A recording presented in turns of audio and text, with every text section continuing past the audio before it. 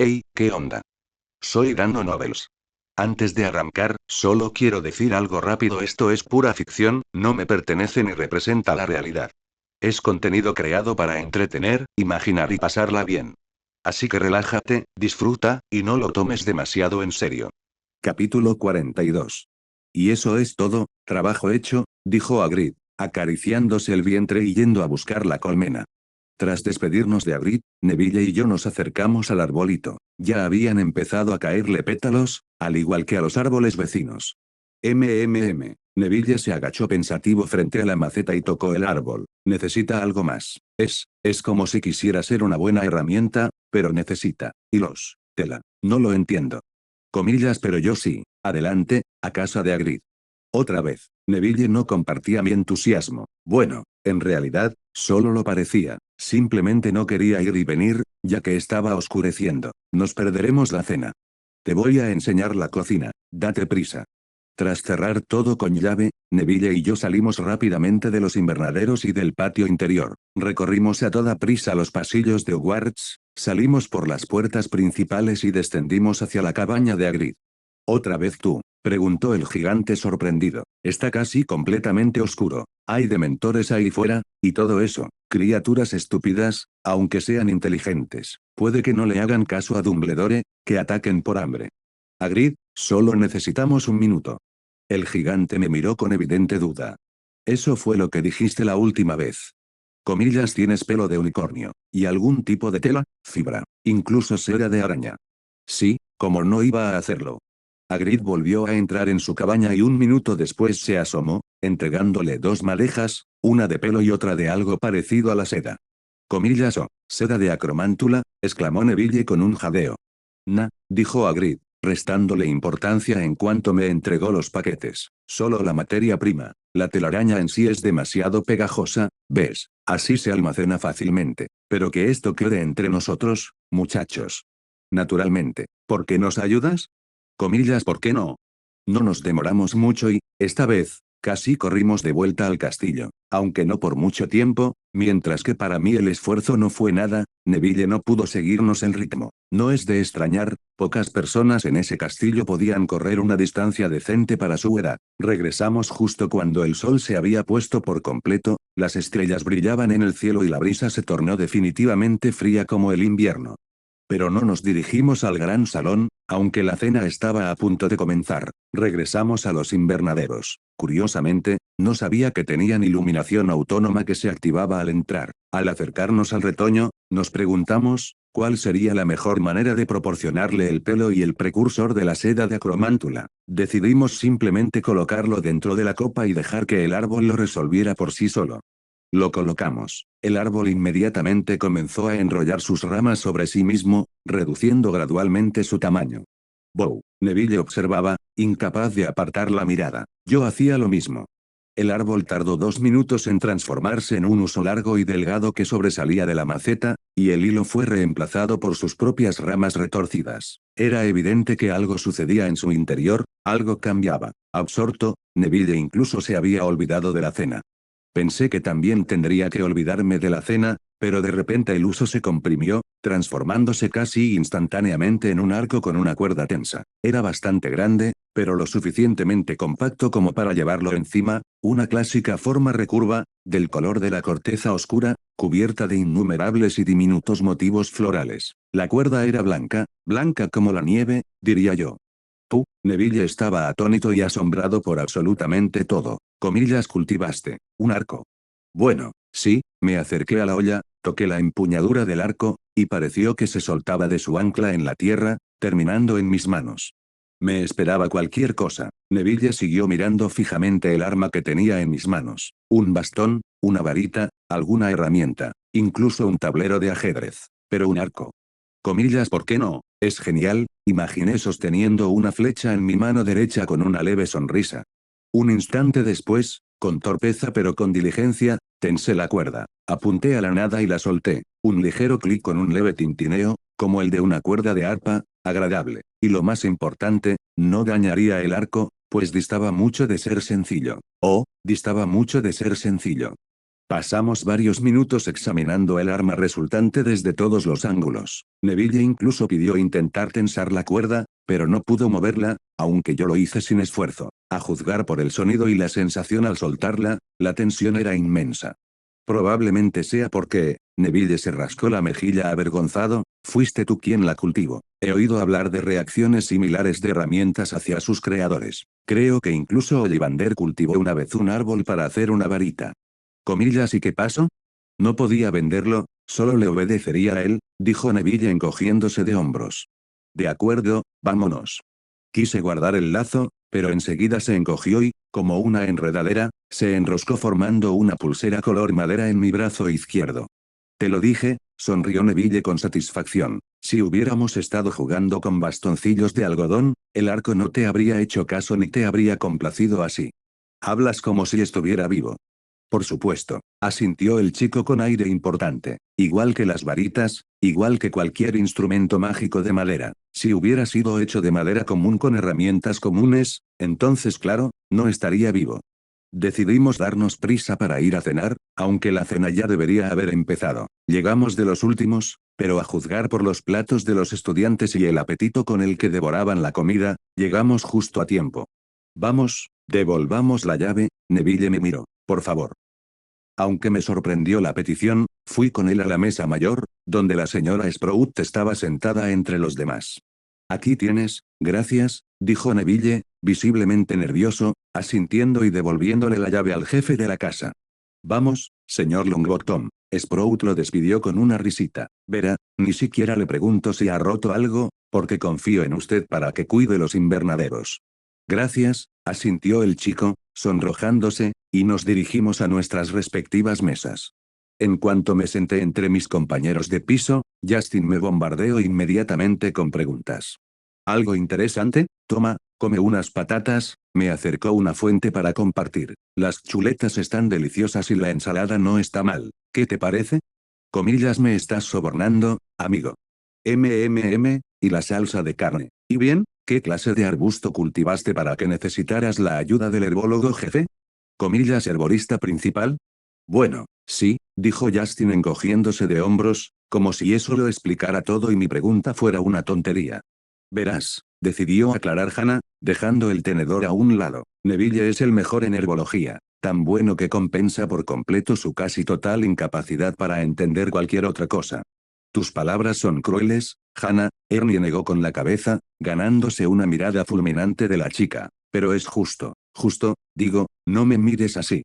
No tenía nada de especial, dije, poniendo un poco de todo en mi plato. Simplemente me costaba entender las necesidades del pequeño arbusto, así que acudí a alguien que entiende perfectamente ese tipo de cosas. Astuto, inteligente, y se podría decir que hiciste un amigo, asintió Justin. El tipo tiene pocos amigos y no se atreve a acercarse a nadie. Podrías haber ayudado. Bueno, ya conocen la política de la Cámara, ellos no vienen en busca de amistad, y no se la vamos a imponer, aunque el problema sea evidente. Ya me di cuenta, vamos a comer, todavía tengo tarea para mañana. La noche es el momento de la aventura. Con ese lema en mente, salí de la sala común de Hufflepuff a las 2 de la mañana. Esa misma tarde, después de que todos se hubieran acostado, pasé unas 3 horas fabricando una docena de puntas de flecha. Simultáneamente, les forjé un artefacto específico diseñado para desterrar a los no muertos, el mismo que quería usar para recibir al Dementor durante nuestro encuentro en las puertas del castillo. No fue fácil. Tuve que usar mi pura fuerza de voluntad para mantener el artefacto dentro de la cabeza del mazo, liberando impulsos mágicos precisos a través del martillo en el momento del impacto. Eso se acercaba bastante a las habilidades de forja de los enanos. Bueno, pasaría por el trabajo de un menor torpe que nunca había sostenido correctamente un martillo de herrero en su vida. Tomé una mochila con todo lo necesario, incluyendo las puntas de flecha, y me escabullí. Por supuesto, no descuidé el sigilo, envolviéndome en energía neutral con la intención de ser invisible y silencioso. Escabullirme rápidamente por los sombríos y oscuros pasillos del castillo fue fascinante, me sentí como un saboteador infiltrándose en las líneas enemigas. Recordé cómo, en mi infancia, me encantaba escabullirme, esconderme e inventar aventuras desconocidas en enormes edificios abandonados. La descarga de adrenalina, a pesar de la casi nula amenaza real. Aquí, la amenaza también era imaginaria, y no se limitaba a una simple detención. Pero, en aras de las sensaciones que se experimentan aquí y ahora, uno puede dejar de lado el sentido común y sumergirse en la atmósfera. Sin un solo problema ni altercado con los profesores o prefectos que patrullaban la zona, logré llegar a lo más alto de la torre de astronomía. Al salir a la espaciosa plataforma donde solíamos impartir nuestras clases de astronomía, azotada por el viento y disfrutando de la vista del cielo estrellado y la media luna, me abrigué más con mi capa de invierno, saqué mi varita y transfiguré una gran viga de madera a mis pies. La viga tenía ranuras prefabricadas, en las que comencé a insertar las puntas de flecha. De pie, con toda mi estatura, volví a mirar a mi alrededor. ¡Qué belleza! El lago, las colinas, las montañas lejanas, todo cubierto de nieve. Me encontraba en el punto más alto de Hogwarts, y posiblemente en uno de los más altos de los alrededores, sin contar las montañas que comenzaban a un par de kilómetros del castillo. Extendiendo mi mano izquierda, hice aparecer el arco. El brazalete se transformó al instante, ajustándose a mi palma. Con un movimiento de la varita en mi mano derecha, transfiguré una multitud de flechas sin punta, pero con un sencillo mecanismo para sujetarlas. Guardando la varita en la vaina de mi brazo izquierdo, tensé la cuerda del arco al máximo con 2 dedos. No es correcto. La sensación era extraña, era lógica y explicable, este cuerpo nunca había hecho esto antes, sin importar lo que el fragmento élfico guardara, sin importar cuán arraigada estuviera la habilidad. Solté la cuerda y la volví a tensar, y otra vez, y otra vez. La leve irritación causada por la desconexión entre cómo se sentía y cómo debería sentirse, y la incapacidad de realizar una acción simple correctamente, comenzó a desvanecerse. Se desvaneció con cada repetición. Si fuera necesario, me quedaría aquí hasta la mañana, pero recuperaría la sensación correcta, recuperaría el hábito correcto, la secuencia correcta de acciones. Tensé y solté la cuerda una y otra vez. Para cuando las estrellas y la luna habían recorrido una distancia considerable por el cielo, la irritación casi había desaparecido, dejando solo un leve eco. Podía afirmar con certeza que, estando quieto, podía ejecutar bastantes técnicas de tiro con arco, aunque hacerlo en movimiento era improbable. Pero ahora, necesitaba repetirlo con una flecha. Esto fue mucho más sencillo. 50 repeticiones bastaron para infundir confianza. Con un gesto, hice aparecer una flecha del suelo, la coloqué en la punta del rayo y observé el espacio a mi alrededor. Los dementores se escondían en el cielo nocturno, pero eso no significaba que fueran invisibles, la luz de la luna iluminaba siluetas distantes que flotaban como un muro sobre el lago. De vez en cuando, aparecían dementores muy por encima del bosque, cerca de las montañas. Mi mirada se posó en un dementor que flotaba perezosamente sobre las lejanas copas de los árboles. Cualquiera que me viera tensar la cuerda con una flecha y apuntar a un objetivo a 2,5 kilómetros de distancia se habría reído, si no conociera un par de trucos de magia. Al sentir una ligera ráfaga de viento en mi piel, extraje unas cuantas migajas de energía de este fenómeno natural y las vertí en la flecha. Encuentra el objetivo. Solté la cuerda con los dedos. Un leve tintineo resonó, seguido del característico silbido de la flecha. Sin esperar el efecto, empecé a agarrar una flecha tras otra a un ritmo vertiginoso, cargándolas con la energía del viento y lanzándolas al vuelo, apuntando alto hacia el cielo. La intención era la misma. A lo lejos, donde el dementor flotaba sobre el bosque, un destello blanco brilló. El dementor dejó tras de sí solo un tenue pilar de luz, dentro del cual se podían ver diminutas luciérnagas que se precipitaban hacia el cielo y se desvanecían. Sin esperar a ver el resto de los resultados, disipé el rayo transfigurado, devolví el arco a su forma de brazalete y me dirigí a la sala común. Las flechas habían sido transfiguradas sin una solución permanente y pronto volverían a ser aire, y las puntas se desmoronarían debido a la magia que contenían. La puerta de la torre de astronomía se cerró tras Héctor. Solo transcurrió un instante antes de que estrellas comenzaran a llover del cielo, disipando la oscuridad con rápidas estelas blancas verticales. Cada una de las 12 flechas dio en el blanco, los dementores se desintegraron en pilares de luz tenue, y sus almas, condenadas al tormento eterno y sirviendo como fuente de poder para las criaturas, se precipitaron hacia arriba. Los agentes del Departamento de Aplicación de la Ley Mágica que patrullaban el perímetro tardaron solo 2 minutos en dar la alarma general debido a la destrucción de los dementores. 1 minuto después, el supervisor de turno estaba en el despacho del director, explicándole la esencia del problema a un anciano barbudo que se despertó al instante. 1 minuto después, Hogwarts entró en estado de alerta, sellando todas las entradas y salidas, Mientras 3 escuadrones de aurores comenzaban a rastrear el castillo y sus alrededores en busca de Sirius Black, los jefes de casa y los profesores fueron alertados por la señal para velar por la paz de los alumnos en las salas comunes. Los pocos estudiantes que habían optado por vagar por el castillo de noche, escondiéndose en rincones apartados y dejándose seducir por el encanto de la oscuridad, fueron detenidos por los aurores por si acaso alguno de ellos fuera Black bajo los efectos de la poción multijugos. La vida en el castillo bullía, pero de forma muy silenciosa, los estudiantes estaban dormidos. Héctor Granger también se disponía a meterse en la cama, tras haber conseguido colarse en la sala común un minuto antes de que sonara la alarma, sin tener la menor idea del lío que había provocado.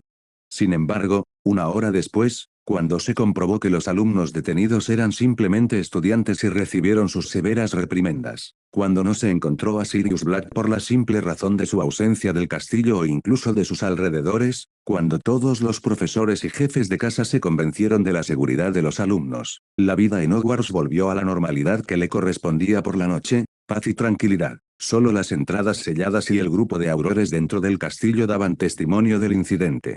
El director Dumbledore estaba sentado en un sillón frente a la chimenea de su despacho, y el rostro del ministro Fudge lo observaba desde el fuego. Dumbledore, hay que hacer algo al respecto. Comillas, ¿qué me propones que haga, Cornelius? ¿Correr por los bosques buscando a Sirius Black? No, por supuesto que no. ¿Por quién me tomas? Balbuceó Fudge. Pero no podemos permitirnos perder a los dementores. Son un recurso irreemplazable. No puedo decir que me entristezca su fallecimiento. Pero, si alguien decidiera de repente reducir su número, solo podría alabar a este mago abnegado. Comillas, ¿estás sugiriendo que no fue Sirius Black? Como podemos ver, Cornelius, Black no ha intentado entrar de nuevo en Hogwarts. Además, sabes perfectamente que ya se le ha visto en varios lugares. Se está alejando del castillo. Quizás deberíamos ocuparnos de levantar este bloqueo de la escuela. Comillas, bajo ninguna circunstancia. El rostro furioso de Fudge, reflejado en la chimenea, ardía de indignación. Comillas, no puedo permitir que la gente piense que el ministerio es impotente para atrapar a un solo criminal fugitivo. Me parece que los dementores deberían ser enviados de vuelta a Azkaban para que hagan lo que se supone que deben hacer, dijo Dumbledore, alisándose la larga barba. Entonces, Fudge guardó silencio por un segundo. Comillas, es posible que usted, director, esté involucrado en la destrucción de los dementores. Tonterías, Cornelius. No estoy tan seguro. Me veré obligado a investigar este asunto. Y si estás involucrado, créeme, te arrepentirás. El rostro de Fudge desapareció, y las llamas de la chimenea volvieron a ser simplemente llamas, sin forma alguna. Dumbledore permaneció sentado en silencio durante un rato, mirando fijamente al fuego. Dime, Fawkes, ¿debería alegrarme de que nuestro ministro sea un necio tan inútil, o debería lamentarme? Comillas, trino, chirrido, parloteó el gran Fénix desde su percha. Depende de la situación, entonces. Y hasta aquí llegamos. Gracias por quedarte hasta el final. Si te gustó lo que viste y quieres apoyar este proyecto, puedes unirte a mi comunidad en YouTube y en Patreon, donde tengo mucho más contenido exclusivo y emocionante. Y si tienes alguna novela interesante o algo que te gustaría ver en el canal, no dudes en recomendarla. Me encanta descubrir nuevas historias y compartirlas con todos. Nos vemos en la próxima. Y que nunca falte la imaginación.